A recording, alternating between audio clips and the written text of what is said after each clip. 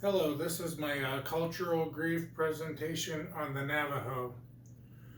The reason why I chose to do this presentation on the Navajo is because my grandparents, uh, Ronald and Faye Andrus, my grandfather was called to the ministry in 1972, and he served as a pastor with the Churches of God ministry, but in the late 70s, God called him to New Mexico to be a missionary to the Navajo Indians. And I used to hear the stories of their experience there and their times there. And also, my grandmother, she had learned the Navajo language, and she used to sing Jesus Loves Me and Navajo, and that just always stuck with me. But because of their experiences they had there and they shared, that is why I chose to do the presentation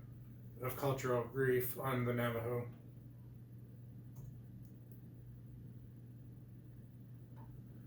Here's a picture. Here's a picture of my grandparents, Ron and Faye Andrus, Church of God General Conference, Navajo missionaries to New Mexico. And this is an insert from the bulletin they had when they came back to New Providence Church of God on August 7th of 1977. This is the church that my grandfather pastored right before he was called to New Mexico to be a missionary to the Navajo. I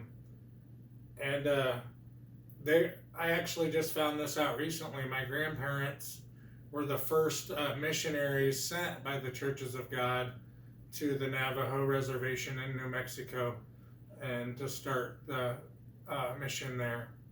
They served for 2 years between 1976 and 1978. While in New Mexico, they learned the Navajo language, skills, crafting, and built lasting relationships that gave them the opportunity to share Jesus. I know my grandmother, she learned how to make moccasins, and she learned how to make rugs and clothing and other things, and blankets and things like that. She learned that during her 2 years there with the Navajo people. And my grandfather, he had a background in farming, and he had a sawmill and a general store, so he was able to use some of the things he learned to help the Navajo people and to make and create relationships with them that opened up the doors for him to share the gospel with them. This is a pencil drawing that was given to my grandparents, drawn by one of the Navajo people who attended the church there, and it was Hugan Nazani Church of God, and it is still in operation today. And this was the church that my grandparents started in the late 70s.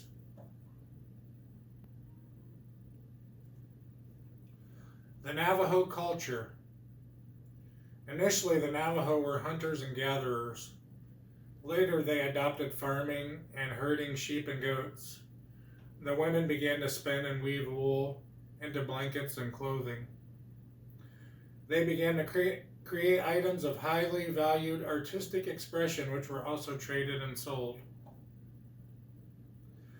And the younger kids of today, they have some of them still go into and do the jobs, the farming, and some of the women do the weaving, but a lot of them have left and sought jobs outside of the reservation and more modern jobs today. And here's a picture of the loom and the weaving of the wool, and you got the herd in the background there. And then the second picture is also weaving the wool, and looks like they're weaving it into maybe a rug or a blanket. This is Navajo beaded jewelry and hairpins that the Navajo made during my grandparents' time there, and these were actually gifts that were given to them when they left the reservation and were called to go back to Pennsylvania and pastor a church there. And these are, here's a bag and moccasins, and this is a belt, and then two dolls that they had made, and these were also my grandmother's things, and she actually wore these pair of moccasins while she was there. The Navajo Nation is the largest federally recognized tribe in the U.S. They have the largest reservation in the country. More than 3/4 of the Navajo population resides in Arizona and New Mexico. And it is believed that the Navajo people got in this area in approximately the 1400s. The Navajo are a Native American people of the Southwest United States. As of 2021, they were 399,494 enrolled tribal members, and they primarily reside in Arizona, Colorado, New Mexico, Utah, and Canada. The two main Navajo religions are Native American Church and Christianity, and the primary languages they speak are English and Navajo.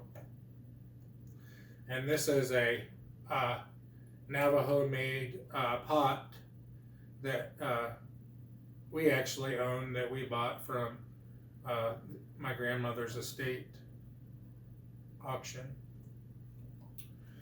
Navajo culture beliefs about death and afterlife. A Navajo grave is typically filled with pottery, jewelry, blankets, and sometimes a saddle.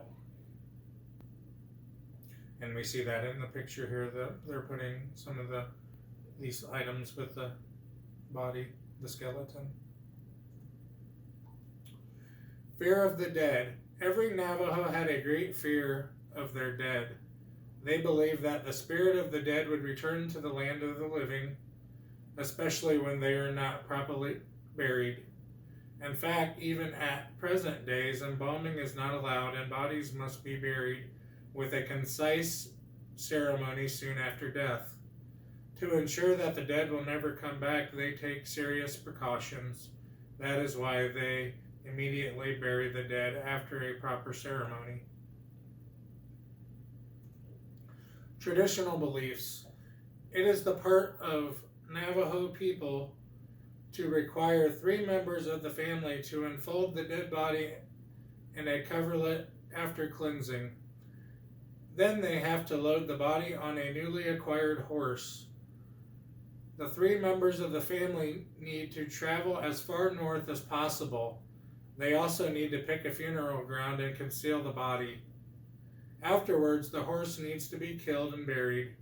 They believe that the dead person would take the new horse on the journey to the life after death.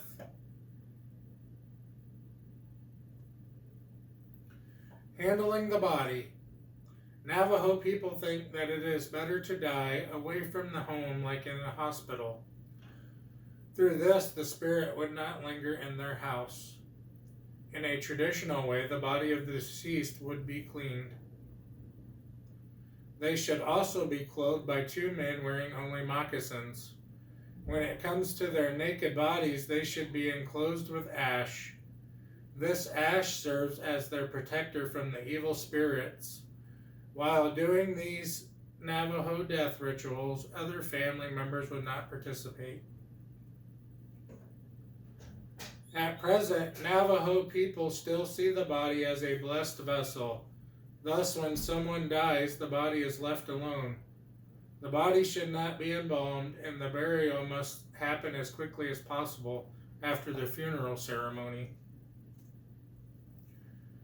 And this is a picture of a traditional Navajo burial. And they have the horse there, and we read what ends up happening to the horse. Burial customs. The Navajo people were eventually required to follow a couple of traditions after the death of their loved ones. If a person passed away at home, the home itself required to be destroyed. Thus, the home is burned by the surviving family members. Then the body of the deceased would also be burned. The family members of the deceased would stand in the burning house to purify themselves. Spirits of the dead. The Navajo believe that life and death are part of an ongoing cycle. It is the natural course of things. It is believed that a spirit can attach itself to an object, place, or person. The Navajo believe that if you hear an owl, it may predict death, and the cry of a coyote is believed to be a certain sign of imminent evil or death. Spirits of the dead. Navajo believe that ghosts of the dead can haunt the living. It is important not to leave footprints and or around the grave because it is believed that the departed spirit could follow the footprints and attach themselves to the person. Christian Navajo funerals. When Navajos become Christians, they no longer fear the dead. They trust in the one who gives life, Jesus Christ. These funerals resemble traditional Christian funerals. There can also be a blended Navajo funeral combining traditional and Christian Navajo funerals. In these cases, the Christian Navajos usually prepare the body and arrange the funeral in a church building. And here's a picture of a Navajo cemetery.